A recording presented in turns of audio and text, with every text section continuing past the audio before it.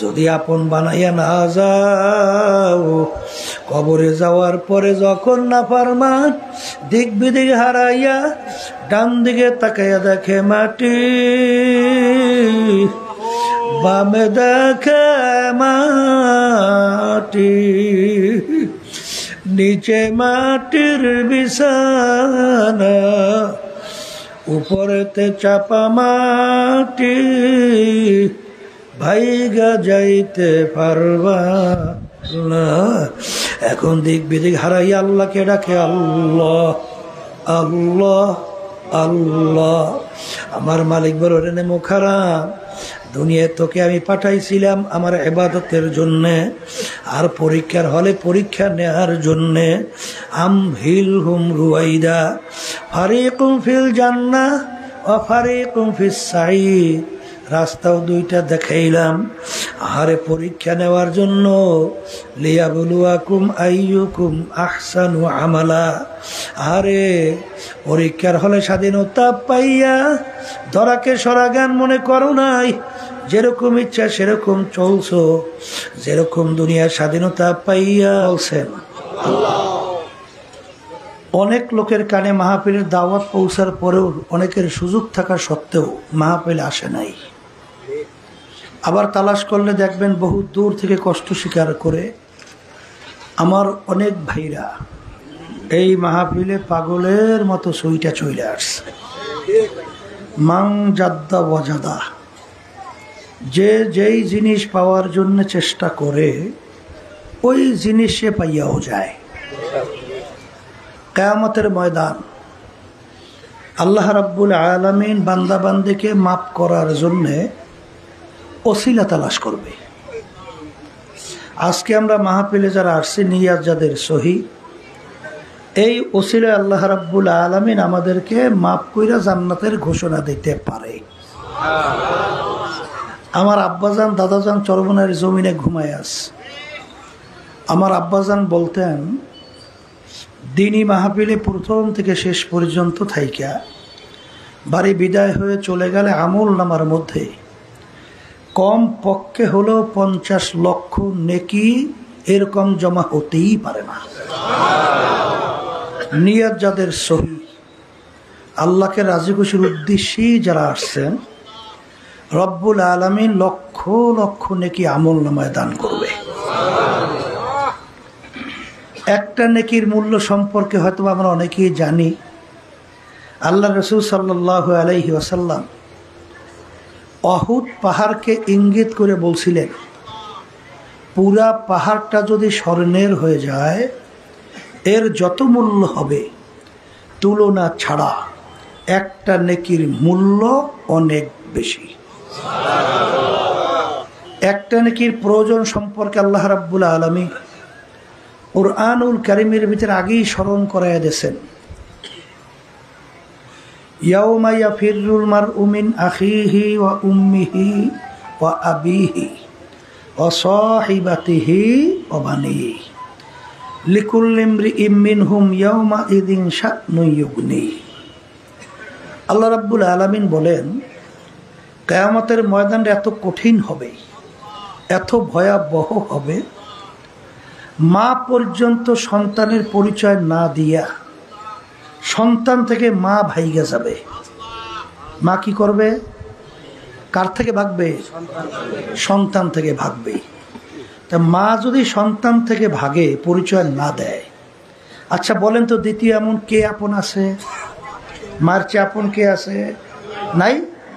তাই যদি না থাকে, তাহলে কিয়ামতের ময়দানে যদি নেকের ঠেকা বাজে, একটা নেকিরই ঠেকা বাজে, তাইলে সেখানে একটা নেকি সংগ্রহ করার মতো সুযোগ আছে?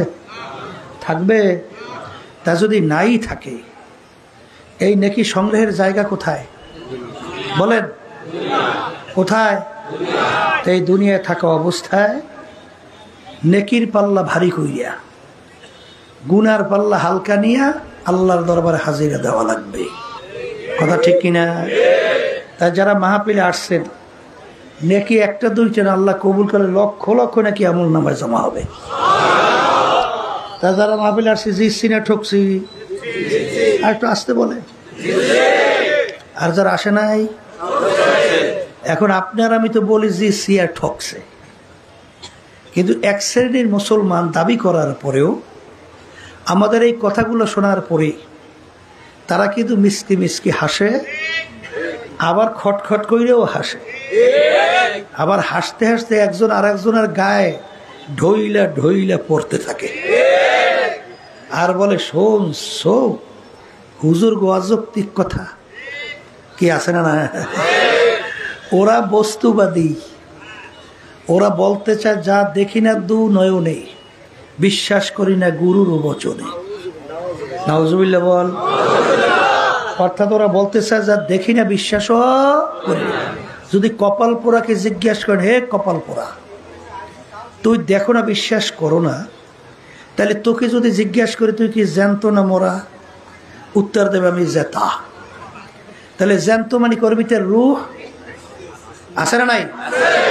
এখন যদি জিজ্ঞাসা করে তোর ভিতরে রুহ আছে, তুই তো স্বীকার করছো, তাহলে বলতো তোর রুহটা কালা না নীলা না লাল না ধলা, চ্যাপটা না লম্বা না কালো না গোল, বিবরণ দাও। ও কি বলবে? দেখি নেই। কথা হয়। তাহলে তোর ভিতরে রুহ আছে তুই স্বীকার করো নাই, তাহলে তুই রুহটা তুই দেখো নাই। তা না দেখে যদি তুই বিশ্বাস করতে পারো যে আমার ভিতরে রুহ আছে, তাই যেই মালিক তোমার আমার ভিতরে গোপনে রুহ রেখা তোমাকে হাঁটাইতে চলাইতে কথা বলাতে পারে, সেই মালিক গোপনে কবরের ভিতরে ঘরের ভিতরে কবরে রেখা আযাব দিতে পারে না? আর আসতে বলে কি পারে কি পারে না? এই বস্তুবাদীরা বর্তমানে বাংলাদেশে কিন্তু অভাব নাই, কথা বলে না, অভাব নাই। এখন অধিকাংশের নাম হয়েছে বুদ্ধিজীবী, নাম রাখছে কি বুদ্ধিজীবী। আগে শুনছি মানুষের বুদ্ধি থাকে মাথার মধ্যে, কি বুদ্ধি থাকে কোথায়? এখন ওদের বুদ্ধি মাথার থেকে নাইমে আসে জিহ্বায়, কথা বলছে। তাই মাথায় বুদ্ধি থাকলে তো কথাবার্তা নিয়ম অনুযায়ী সবকিছু বলা যায়, কিন্তু জিহ্বায় আসলে নিয়ন্ত্রণ করে কেনা। এই জন্যই তোরা এলোপাথারি কথা বলে। ওরা সৃষ্টিকর্তা তালাশ করে পায় না, ওরা শেষ পর্যন্ত পায় মানুষ নাকি বানর থেকে সৃষ্টি। এই যে ফ্যাসিস্ট, খুনি, গুমি, আয়নাগর বানান্যা বাংলাদেশ থেকে লক্ষ লক্ষ হাজার কোটি টাকা বিদেশে পাচার করন্যারা, ওই যে পালাইল না, কথা কয় না, হাজার হাজার মায়ের কোল সন্তান হারা করছে না, করার পরে আহা শিক্ষা সিলেবাসের মধ্যে, শিক্ষা পাঠ্যসূচির মধ্যে ক্লাস 6-7 পর্যন্ত এই ডারউইনের থিওরি ঢুকাই দিয়েছে। ডারউইন থিওরি দিয়েছে মানুষ নাকি আল্লাহ সৃষ্টি করে নাই, মানুষ নাকি বানর থেকে সৃষ্টি। এখনো বান্দরের জাত আছে না নাই? আসতে বলে। শোনেন, কিছুদিন আগে দেখেন নাই নারী নীতি সংস্কার কমিশন 10 জন সদস্য, এর ভিতরে প্রধান নাম রাখছে পারভিন হক।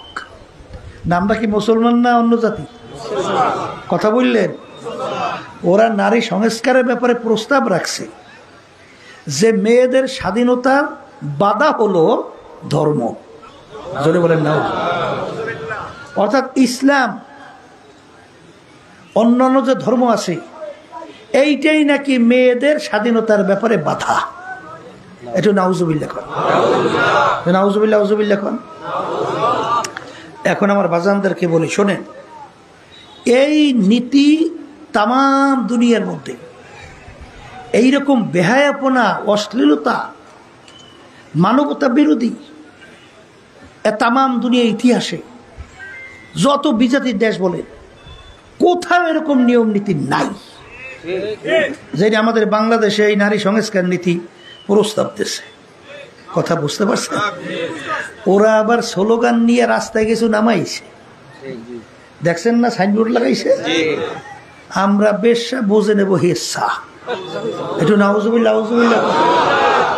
কোন পর্যায়ে পৌঁছলে এই ধরনের স্লোগান দেয়? হ্যাঁ, আমার বাজানদেরকে বলবো, শোনেন, আপনারা একটু দিকবি দিক পাই না। অনেক ওলামাই কেরামের চিন্তাটাও করে না। সারা বাংলাদেশে দাওরা দিছে, মোর ছাত্র কয়জন? আর একটা ইউনিভার্সিটির ছাত্র কয়জন? খবর আছে শতকরা আমরা 5 জনও না, আর ওরা 95 ভাগ হইল। ওদেরকে এই ট্রেনিং দিয়ে বের করে। তাই 5 বছর গেলে কয়জন হয়? আর আপনারা কয়জন হন? কথা বুঝলেন না? বুঝলেন? ওই ইউনিভার্সিটি ফরেন একটা ছেলে, ও গেছিল ঢাকা চিড়িয়াখানা দেখার জন্যে। ওর মাথার মধ্যে বানর থেকে সৃষ্টি। প্রথম ঢুইকে দেখে বানরের ঘর, হাজার হাজার বানর আছে না। ও দেখে চিন্তা করলো যে আমি কিছুদিন পর যদি আসি, তাহলে তো আমি আইসে দেখবো এই বানরগুলো সব মানুষ হয়ে গেছে। কারণ আর মাথার মধ্যে কি বানর থেকে মানুষ। তা কয়েক বছর পরে আবার ও ঢুকছে, ঢুইকে দেখে বানরের ঘরের মধ্যে বানরগুলো বানরই আছে, একটাও মানুষ হয় নাই। বলে ব্যাপার কি, পড়লাম কি, দেখলাম কি, বাস্তবে কি কথা ঠিক না? এই বান্দরের জাত ওরা সৃষ্টিকর্তা তালাশ কইরা পায় না, পাইছে শেষ পর্যন্ত বান্দরের জাত।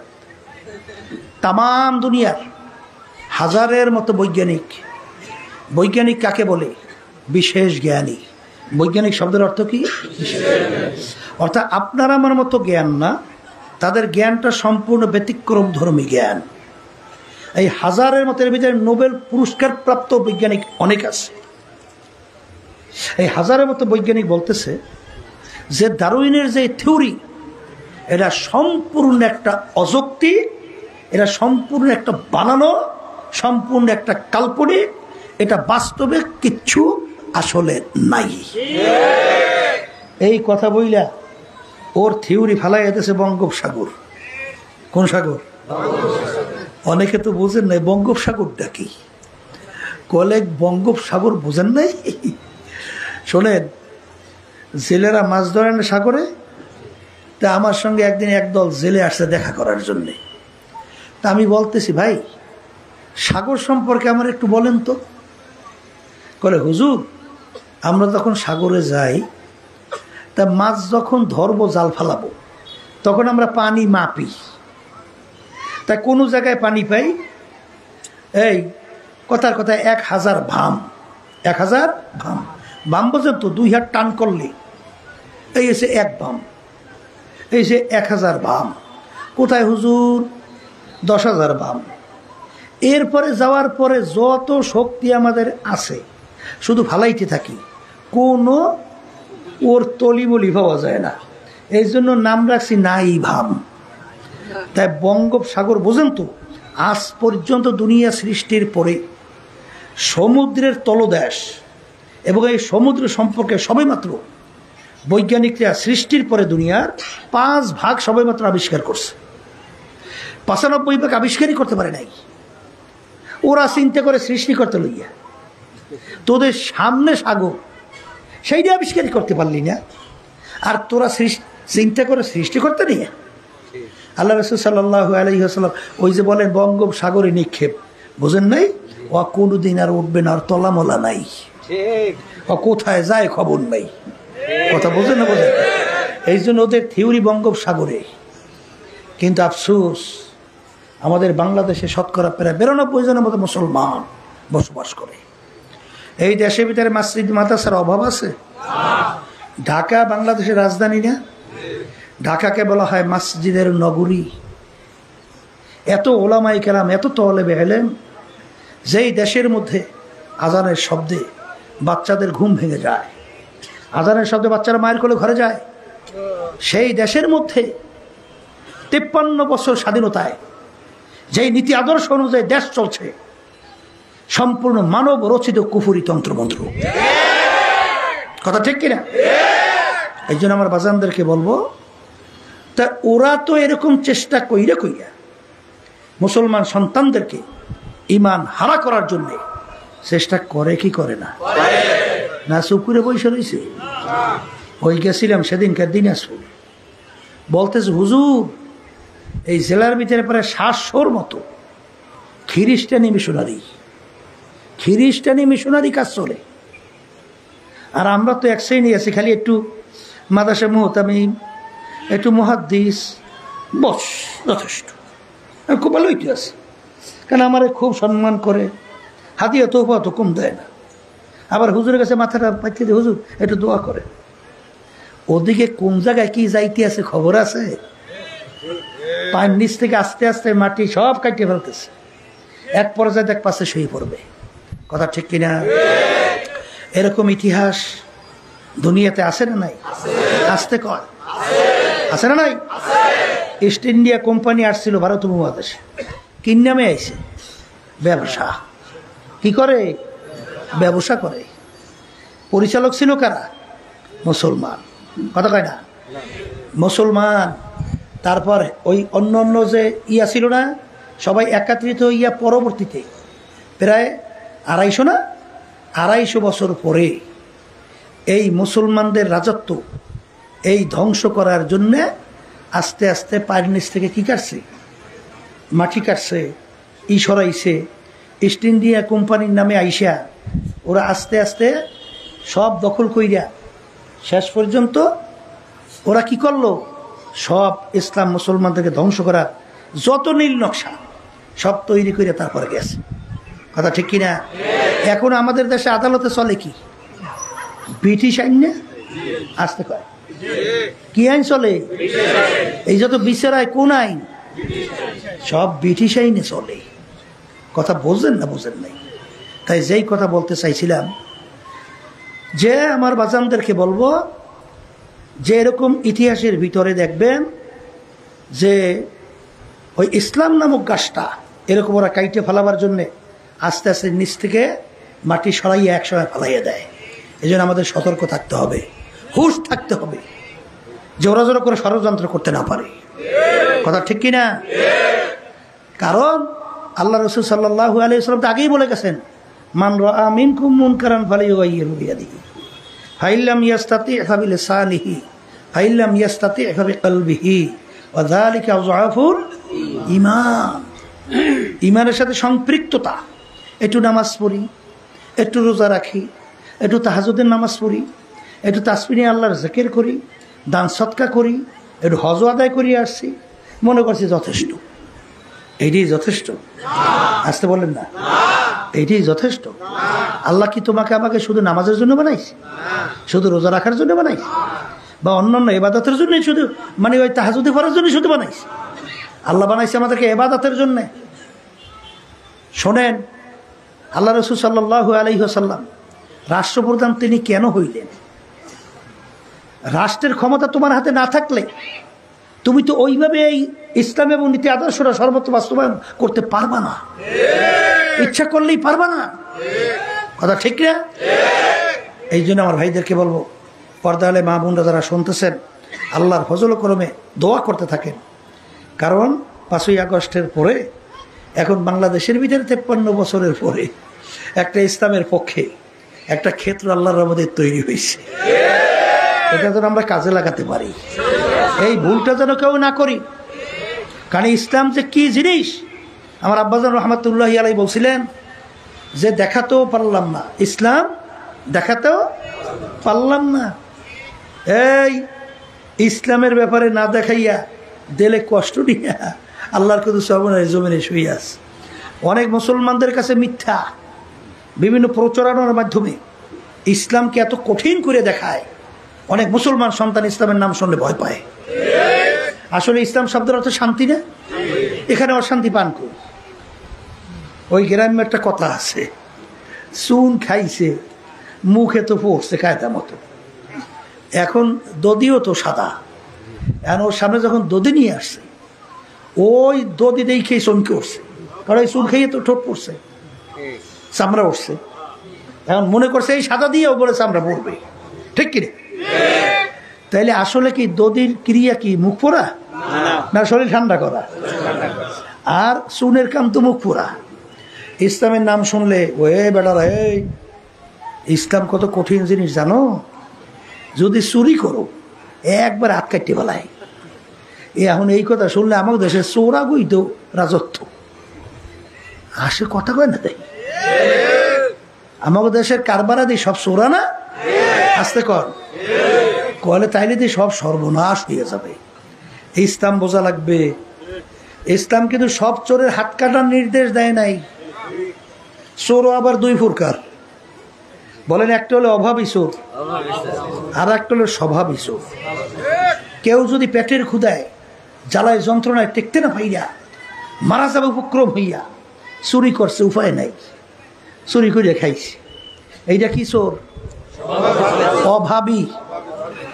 আর যার কোনো অভাব নাই সে চুরি করে, এইটার নাম কি চোর? স্বভাবী। ইসলাম বলে স্বভাবী চোরের ধরি হাত কাটিয়ে দাও। আমাদের বাংলাদেশে এমপি মন্ত্রী সবই তো অভাবী, একটা আসতে কম স্বভাবী। হ্যাঁ, এসব স্বভাবী। তা এই আর দুই একটা যদি ধরিয়া কাটিয়ে দিতে পারেন তাহলে বাংলাদেশ ঠান্ডা। আর তোমার আমার কষ্টের অর্জন করা টাকা আর বিদেশে পাচার হবে না। আর সেখানে বেগুন পাওয়ার চিত্ত বিনোদন মেয়েদেরকে নিয়ে হোলি খেলায় মত্ত হতে পারবে না। দরকার আছে না নাই? কিন্তু আমি ইসলামকে শুনেছি এমন ভাবে মনে হয় যেন এটা জানি কি, আরে এইটা তোমার আমার জন্য শান্তি। তার বাস্তবতা দেখেন নাই, দেখাইতে তো আর পারলাম না, কি শুধু দেখা যায়। এই জুলাই 5ই আগস্ট হাজার হাজার মাইরকুল খালি হয়ে গেল না, তখন মা কলিজা ফাটা চিৎকার আর বলতেছে আজকে কয়েকদিন পর্যন্ত আমার বাচ্চা আমাকে মা বলে ডাকে না। কলিজা ফাটা চিৎকার। তখন মুখদের সেই পানি পানি শব্দ আমাদের কান থেকে যায় নাই। আবু সাইদের সেই হাত প্রসারিত করে বুকের ভিতরে ঠান্ডা মাথায় গুলি নেওয়া সেই দৃশ্য এখনো তো চোখের থেকে যায় নাই, রক্ত এখনো শুকায় নাই। তখন ইসলাম আমরা যারা ধারণ করি তখন কিন্তু এই অন্তর্বর্তীকালীন সরকার কি শপথও নেয় নাই, কথা বুঝছেন? তখন আমরা নামছি দেশের ভিতরে সংখ্যালঘু। কারণ কি, আমরা তো জানি শকুন চক্ষু কোথায়, বুঝেন তো? আমাদের পাশের রাষ্ট্র ভারত এই শকুন চক্ষে দিয়ে তাকাই আছে যে কোন জায়গায় অরাজকতা বাজাইয়া দেশটাকে শেষ করবে। ওদের সবচেয়ে বড় পয়েন্ট হইল সংখ্যালঘু। এইটা প্রচার করবে, সংখ্যালঘুদের ঘর বাই মেঙে শেষ, সংখ্যালঘুদের মারিয়া শেষ, ওদেরকে ইজ্জত শেষ, মারিয়া শেষ, সব আগুন জ্বালাই শেষ। এই ধরনের ঘটনা ঘটাইয়া আন্তর্জাতিকভাবে বিভিন্ন ধরনের আশার একটা শত্রু তৈরি করবে। এটা আল্লাহর রহমতে আমরা আগেই বুঝছি। এইটা বুঝে সঙ্গে সঙ্গে সারা দেশে আমরা বলছি সাথে সাথে সংখ্যালঘুদের জানমালের জব এবং তাদের ধর্ম উপাসনালয় ঘরবাড়ি তোমরা পাহারার দায়িত্ব পালন করো। কথা ঠিক কিনা? তখন প্রশাসন ছিল না, তখন কিন্তু ইসলামী আন্দোলন বাংলাদেশ সহ সমস্ত ওলামায়ে কেরাম দিনদার। তখন কিন্তু রাস্তার ভিতরে যানজট লাঘবের জন্য আমরা কিন্তু ট্রাফিকের সিগন্যালের দায়িত্ব পালন করেছি। দেখছেন না, দেখেন নাই? আর ওই সময় এক শ্রেণী নামছে সাদাবাজির জন্য, তখন নামছে ওরা লুটতারাজের জন্য।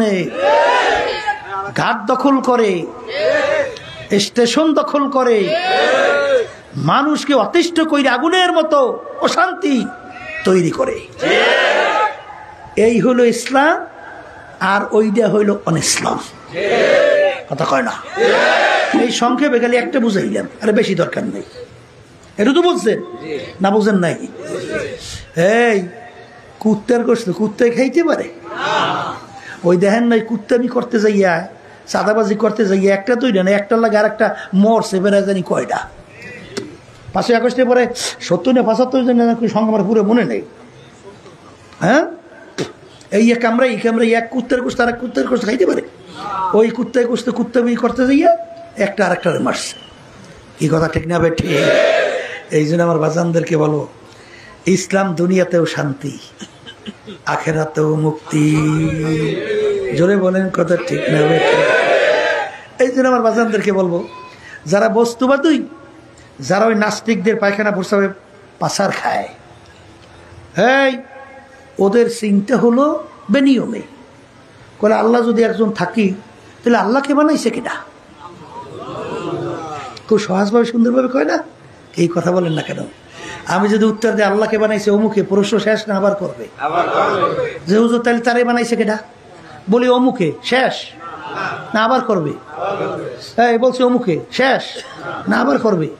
তাহলে তাকে বানাইছে কে, তাকে বানাইছে কে, তাকে বানাইছে কে, প্রশ্ন শেষ কবে? আসতে পারে কোনোদিন শেষ হয়? বলতে ব্যাপার কি? কলে ব্যাপার কিচ্ছুই না। কলে মানুষ বানাইছে কে? বলেন আল্লাহ। মানুষের চিন্তা শক্তি ব্রেন দান করছে কে? এই ব্রেন চিন্তা শক্তির মধ্যে একটা সীমাবদ্ধতা আছে না নাই? আমরা মানুষ সবই বুঝি।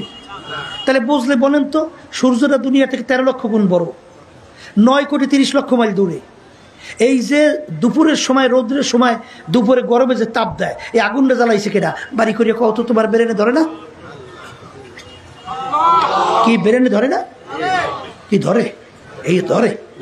হ্যাঁ, এই সূর্যটা কেমনে ঝুলেই রাখলো 13 লক্ষ গুণ বন্ধু দুনিয়ার চেয়ে বড়, ব্রেনে ধরে না? ধরে না? তাহলে দেও তো, ধরেই তো না। এই সূর্যটা কে বানাইলো, কিভাবে বানাইলো? যদি বানাননি একজন না থাকে, তাপ দেওয়ান্য যদি একজন না থাকে, তাইলে তো এটা আপনি আপনি হয় না। যেমন নাকি এর জন্য আল্লাহ রাব্বুল আলামিন বুঝের জন্যে মানুষকে আল্লাহ রাব্বুল আলামিন ব্রেন, বুঝ শক্তি দান করছে। আপনি রাস্তা দিয়ে যান, গোবর পড়ে রয়েছে, গোবর, গরু ধারে কাছেও দেখা যায় না, চোখের নজরে নাই। আপনি গোবর দেখার পরে আপনার ব্রেন কি বলে? আসতে কয় কি গেছে? আবার বলেন না কে? গরু আপনি দেখছেন? তা না দেখে বলেন কেমন গরু গেছে? কি গোবর দেখে আপনার ব্রেন বলতেছে গরু গেছে। এই জন্য আল্লাহ রাসূল সাল্লাল্লাহু আলাইহি ওয়াসাল্লাম বলেন, তাফাক্কুরু ফি খালকিল্লাহ ওয়ালা তাফাক্কুরু ফিল্লাহ। তোমরা আল্লাহর মাখলুকাত নিয়ে চিন্তা করো, আল্লাহ নিয়ে চিন্তা করার শক্তি তোমাদের ব্রেনে আল্লাহ দেয় নাই। এই যেটা নাই সেইটা নিয়ে যদি কেউ পারাপারি করে চেষ্টা করে, আজ পর্যন্ত কোনোদিন লক্ষ্যে পৌঁছতে পারে নাই, কোনোদিন পারবে না। জোরে বলেন কথা ঠিক কিনা?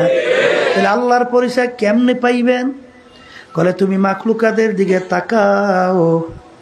যখন আল্লাহর বান্দা বান্দি যখন একটা ফুলের দিকে তাকায়, ওই গোলাপ ফুলের ভিতরে ঘেরান, ওই কামিনী ফুলের ভিতরে এক ঘেরান, হাসনাইনা ফুলের ভিতরে এক ঘেরান, ওই যে কি জানি বিভিন্ন বিভিন্ন ফুলে এক ঘেরান। এই ঘেরান কেউ দেখছো? কথা কয় না? তাইলে ঘেরান কেউ দেখো নাই, এই ঘেরান কে গোপনে লুকায়া রাখলো? এই ঘেরান লুকাইয়া রাখার একজন কারিগর, সৃষ্টিকর্তা আছে না? এই ক্ষেত্রে যাইয়া এক কবি আল্লাহর কাছে শুকরিয়া আদায় করতে যাইয়া বলেন, মালিক हर रग में तू है, भो में तू है, गुल में तू, जिधर देखता हो मैं तू ही तू है, तू ही तू है, तू ही तू। হে আমার মালিক, আমি যখন একটা গোলাপ ফুল দেখি, গোলাপ ফুলের ঘ্রাণ নেই, আমি গোলাপ ফুল পাই না, ঘ্রাণ পাই না, আমি পাই তোমাকে। কথা ঠিক না বেঠি? যখন আল্লাহর বান্দা বান্দে একটা গাছের পাতার দিকে তাকায়, তখন তাকাইয়া তাকাইয়া বান্দা বান্দি বলে, বর্গে দারাখতা সবজে দর নজরে হুশিয়ার, হারওয়ারাতে দফতরি মারেফাতে কর দেগা। হে আমার দয়ার মালিক, আমি যখন একটা গাছের পাতার দিকে তাকাই, আমি গাছের পাতা দেখি না, আমি দেখি তোমাকে। অবিল আফাকি ওয়া ফি আনফুসিকুম আফালা তুবসিরুন। আমার মালিক বলে, বান্দা বান্দিরা তুই তোর নিজের দিকে তাকা, তাকাইয়া তুই যখন মুরাকাবা চিন্তা করবি, আমাকে পাইয়া যাবি। এ আল্লাহর বান্দারা, পর্দালে মা বোনেরা, ভালো করে মনকে বুঝাও। যারা একটু ইংরাজি বাংলা পইরা দুনিয়ার বিভিন্ন আনন্দ ফুর্তিতে লিপ্ত হইয়া ধরাকে সরা জ্ঞান মনে না কইরা যেরকম ইচ্ছা সেরকম নিজের জীবনকে চালাও। আমি সেই বাজানদেরকে বলবো, পর্দা আলে মা বোনদেরকে বলবো, আমার মালিক কত বড় কুদরতের মালিক। আমার মালিক মানুষ দুনিয়া সৃষ্টির পরে যত মানুষ আসছিল, আছে, আসবে, একটা আঙ্গুলের হাতের টিপ এতটুকু জায়গা, এতটুকু জায়গার ভিতরে আমার মালিক ডিজাইন করছে। এই একটা হাতের করের টিপ এতটুকু জায়গায় ডিজাইনের মধ্যে আর একজন দুনিয়া সৃষ্টির পরে আর একজন আর টিপের পূর্ণ কোনো মিল নাই। এ দুনিয়াদার পাগল আমার বাবারা, বলো তো এতটুকু জায়গায় কোন ডিজাইন আছে? এতটুকু জায়গায় কয়টা ডিজাইন করতে পারে? এই বানাইনা কারিগর আছে না নাই? সেই কারিগর হলো আমার মালিক। এ আল্লাহর বান্দারা, পর্দা আলে মা বোনেরা, ভালো করে মনকে বুঝাও। আমার মালিক তার কালাম কোরআনুল কারীম নাজিল করলেন আল্লাহর হাবিব সাল্লাল্লাহু আলাইহি ওয়াসাল্লাম। তার উপরে আল্লাহর হাবিব কিন্তু দুনিয়ার ভিতরে কোনো শিক্ষায় শিক্ষিত হইতে আল্লাহ সুযোগ দেয় নাই। আল্লাহর রসুলকে বলা হয় উম্মি, এমনকি আল্লাহর হাবিব নিজের দস্তখত এমনকি নিজের সাইনও করতে জানতেন না। দুনিয়ার দিক থেকে আল্লাহর হাবিবকে উম্মি বলা হয়। বাজান, প্রমাণ কিভাবে রাখতেন? তার আঙ্গুল মোবারকের ভিতরে আংটি মোবারক দিয়া সিল মারত। বাজান, ওইটাই ছিল প্রমাণ। তার উপরে 30 পারা কোরআনুল কারীম আল্লাহ রাব্বুল আলামিন নাযিল করলেন, যার শুরুতে আমার মালিক চ্যালেঞ্জ হিসাবে সইরা দিয়া বলে, যালিকাল কিতাব লা রাইবা ফীহ। এই যে কিতাব দেখো, এর ভিতরে কোনো ভুল সন্দেহ বলতে কিছু নাই। আরবের কাফেররা আরবি ভাষী ছিল, তারা কিন্তু কোরআনুল কারীম বুঝত। তারাও কিন্তু বহু চেষ্টার পরেও ভুল বের করতে পারে নাই। 1450 বছরের উপরে হয়ে গেল। এত ইসলামের শত্রু, এত বৈজ্ঞানিক দার্শনিক দুনিয়ার থেকে বিদায় নিয়ে চলে গেল, তারাও কিন্তু ভুল বের করতে পারে নাই। বরঞ্চ যখনই তারা ভুল তালাশ করতে যায়, কালিমা পইরা মুসলমান হইয়া যায়।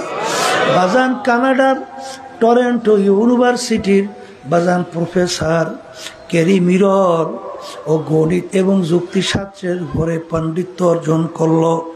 ও এত বড় জানুন না পাণ্ডিত, খ্রিস্টান বাইবেলের উপরে পাণ্ডিত্য অর্জন করলো। ধর্মীয় যাজক বলা হইতো, ধর্মীয় তাদেরকে বলা হইতো পাদরি। এত বড় পাণ্ডিত, যখন আহমদ দিদারের সঙ্গে কোরআনুল কারীম বাইবেল নিয়ে যখন ডিবেট হয়, এক পর্যায়ে তিনি রিসার্চ করতে কোরআনুল কারীমের মধ্যে দেখে কোরআনুল কারীম সত্য, কোরআনুল কারীমের ভিতরে ভুল বের করা যায় নাই।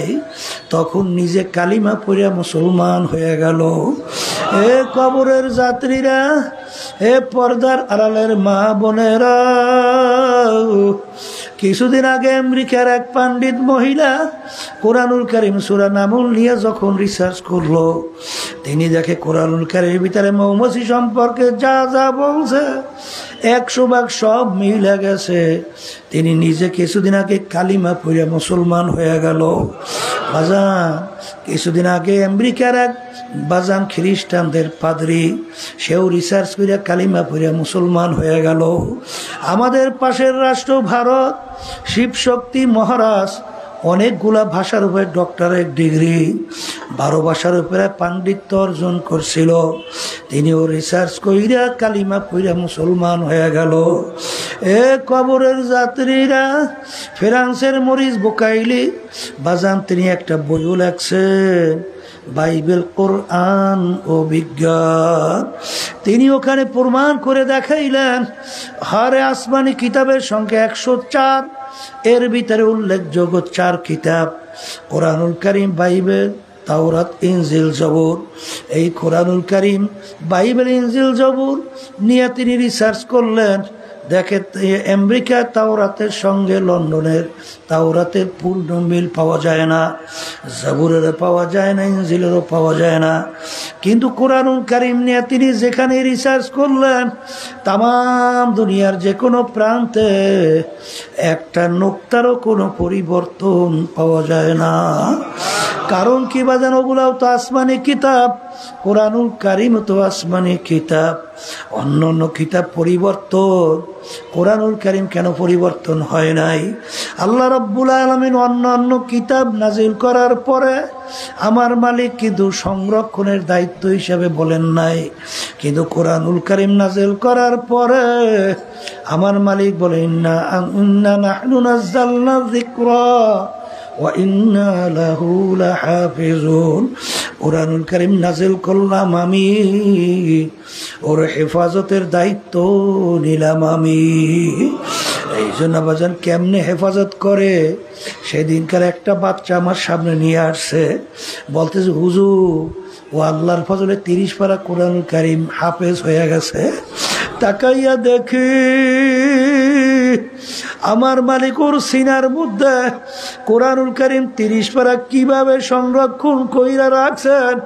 হে দুনিয়াদার ফাসেক, হে নাস্তিকের দলেরা, হে কাফেরের দলেরা, ইসলাম বিদ্বেষী চক্ররা, আরে তোরা যত চেষ্টা করো কোরআনুল কারীম হেফাজত করবেন আল্লাহ।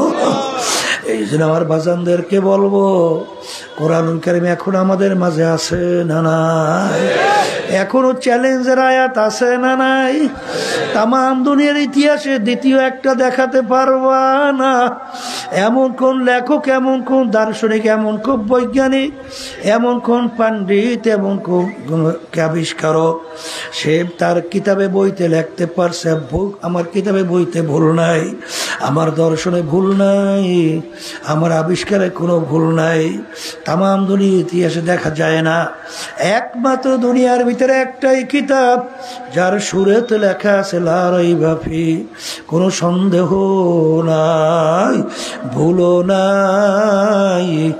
এখনো কোরআনুল কারীম দুনিয়ার মধ্যে চ্যালেঞ্জ হিসাবে এখনো টিকে আছে। এখন আমার বাজানদেরকে বলবো, পর্দালে মা বোনদেরকে বলবো, বাজান মামলা কিন্তু দুইটা, একটা হলো দুনিয়ার মামলা আর একটা হলো আখেরাতের মামলা। এ দুনিয়াদার পাগল আমার বাবারা, দুনিয়ার মামলায় যদি কেউ ম্যাজিস্ট্রেট কোর্টে ঠগ, আবার জজ কোর্টের ভিতরে আপিল কইরা জিতবার আশা করা যায়। জজ কোর্টে ঠকলে হাইকোর্ট, সেখানে ঠকলে সুপ্রিম কোর্ট সিঙ্গেল বেঞ্চ, সেখানে ঠকলে সুপ্রিম কোর্ট ফুল বেঞ্চ, সেখানে ঠকলে প্রেসিডেন্ট কোর্ট, সেখানে ঠকলে আন্তর্জাতিক কোর্ট। এরপরে অনেক ধাপ বাই ধাপ অনেক আপিলের সুযোগ আছে না নাই? কিন্তু এ কবরের যাত্রীরা, তোমার আমার সামনে আখিরাতের 5টা মামলা, মৌতের মামলা, কবরের মামলা, কিয়ামতের ময়দানের মামলা, মিজান পুসিরাতের মামলা। একবার যদি কেউ খোদা না কাজটা ঠইগা বসো, আর দ্বিতীয়বার দুনিয়াতে আইসা আপিল কইরা জিতবার কিন্তু আর আশা নাই। এই জন্য আমার ভাইদেরকে বলবো, পর্দালে মা বোনরা যারা শুনতেছেন, আর দুনিয়া মাজরাতুল আখিরা, এই দুনিয়াটা হলো আখিরাতের খেতি ফসল কামাই করার জায়গা, অর্থাৎ নেক কামাই করার জায়গা। আজকে দুনিয়ায় থাকা অবস্থায় নেকের পাল্লা ভারী করা লাগবে, গুনার পাল্লা হালকা কইরা দুনিয়ার থেকে বিদায় নিয়া কবরে যাওয়া লাগবে। কারণ বাজারে একবার যদি চিরতরে চক্ষু বন্ধ হয়, দ্বিতীয়বার আর সুযোগ পাওয়া যায় না। এরপরে আমার বাজানদেরকে বলবো, পর্দালে মা বোনদেরকে বলবো, বাজান দুনিয়ার যে কোনো কাজের ভিতরে একটা সময় থাকে, তারিখ থাকে, দিন রাত্র নির্ধারণ করা থাকে। কিন্তু তোমার আমার মৌত, তোমার আমার মৃত্যু কোন তারিখে নাই, কোনো দিনও নাই, কোনো রাত্রও নাই, সপ্তাহ নাই, মাসও নাই, বছরও নাই, যুগও নাই। কখন কোন সময় কার ডাক আসবে তোমারও জানা নাই, আমারও জানা নাই। এই জন্য আল্লাহ রাব্বুল আলামিন তোমাকে আমাকে স্মরণ করায় দেওয়ার জন্যে আগে কোরআনুল কারীমের ভিতরে ঘোষণা দিছেন, আলহাকুমুত তাকাসুর হাত্তা যুরতুমুল মাকাবির।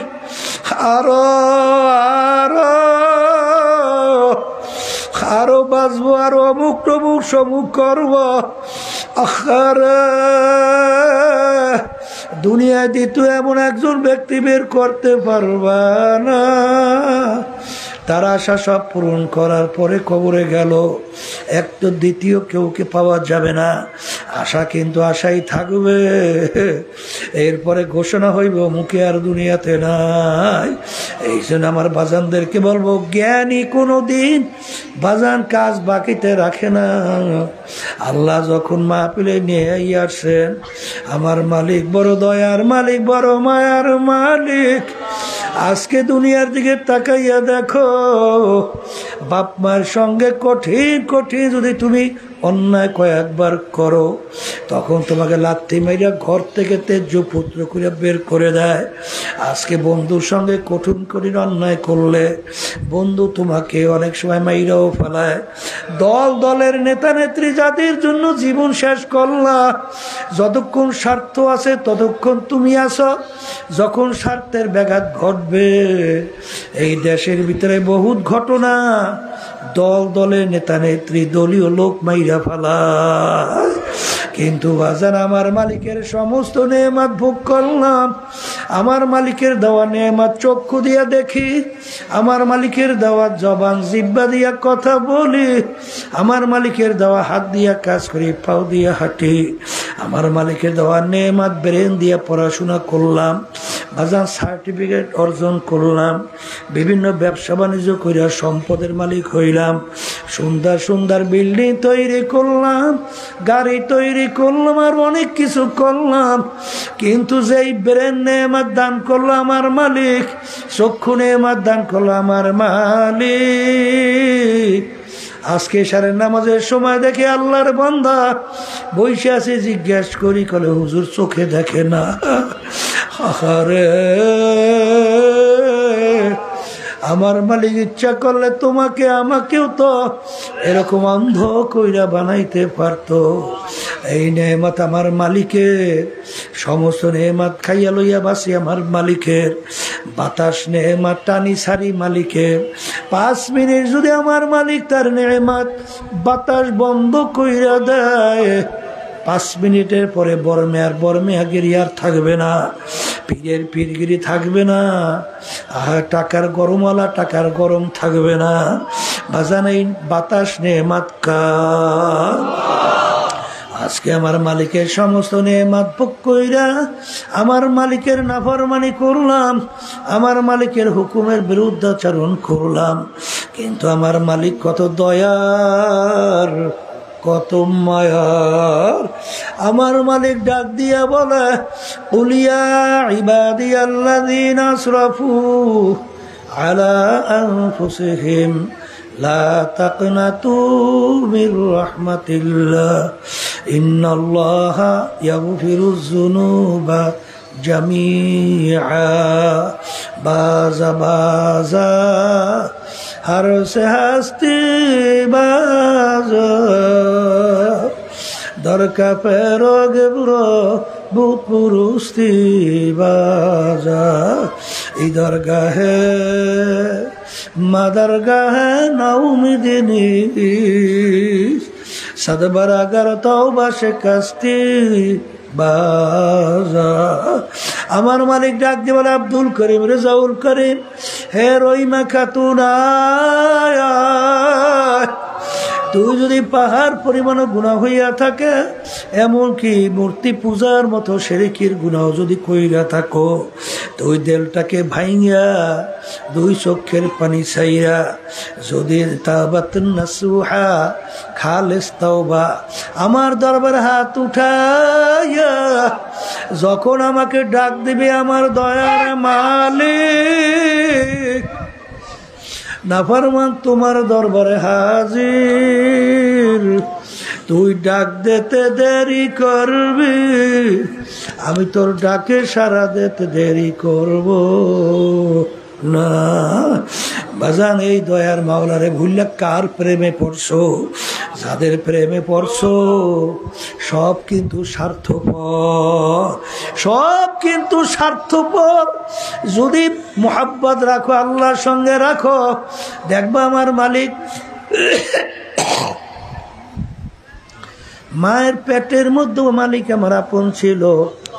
আমার মালিক দুনিয়া সর্বক্ষেত্রে আপন, কবরে আমার মালিক আপন, মিজান পুলসিরাত কিয়ামতের ময়দানেও আপন। যদি আপন বানাইয়া না যাও, কবরে যাওয়ার পরে যখন নাফরমান দিক বিদিক হারাইয়া ডান দিকে তাকাইয়া দেখে মাটি, বামে দেখে মাটি, নিচে মাটির বিছানা, উপরেতে চাপা মাটি, ভাইগা যাইতে পারবা না। এখন দিক বিদিক হারাই আল্লাহকে ডাকে, আল্লাহ আল্লাহ আল্লাহ। আমার মালিক বড় রে মুখারাম, দুনিয়ায় তোকে আমি পাঠাইছিলাম আমার ইবাদতের জন্যে, আর পরীক্ষার হলে পরীক্ষা নেওয়ার জন্যে। আমহিলহুম রুয়াইদা ফারিকুম ফিল জান্নাহ ওয়া ফারিকুম ফিস সাঈর, রাস্তাও দুইটা দেখাইলাম আরে পরীক্ষা নেওয়ার জন্য।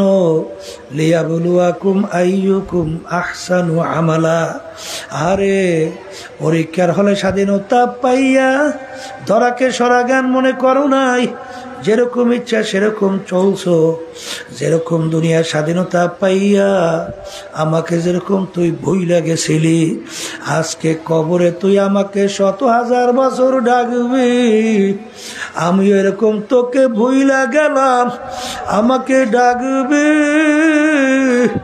আর একবারও তোর ডাকে সাড়া দিব না। আমার মালিক ডাক দিয়া বলবে, এ কবরের মাটি, নাফরমান আমার সমস্ত নেয়ামত ভোগ কইরা আমার হুকুম মানে নাই, ও দু কবরের মাটি, দুই পাশ থেকে এমন ভাবে চাপ মারো, এক পাজরে হাড্ডি অন্য পাজরে মিশাইয়া দাও, আমার কাছে কোনো খাতির হবে না। এই যে আমার ভাইদেরকে বলবো, পর্দালে মা বোনদেরকে বলবো, কিয়ামতের ময়দানে আমার মালিক ইয়াউমা নাদউ কুল্লা উনাসিন বিইমামিহিম, প্রত্যেকটা মানুষকে তার দলের নেতা নেত্রীর সঙ্গে ডাকবে, ডাইকে আমার মালিক বলবেন, তোর দলের নেতা নেত্রী যেদিকে যায় ওদের পিছনে পিছনে সেই দিকে চইলা যা, তোর নেতা নেত্রী যেখানে জায়গা আমার মালিকও বলেন তোরও সেইখানে জায়গা। আল্লাহ রাসূল সাল্লাল্লাহু আলাইহি ওয়াসাল্লাম বলেন, মান তাশাব্বাহা বিকওমিন ফাহুয়া মিনহুম, দুনিয়ার ভিতরে তুমি যেই দলভুক্ত হইয়া চলবা, যেই দলের নেতা নেত্রীকে নেতা নেত্রী মানবা, আল্লাহ রাসূল সাল্লাল্লাহু আলাইহি ওয়াসাল্লাম বলে কিয়ামতের ময়দানে তার সঙ্গে তোমার হাসর হইয়া যাবে। এক কথায় যার সঙ্গে যার মোহাব্বত, তার সঙ্গে তার কিয়ামত।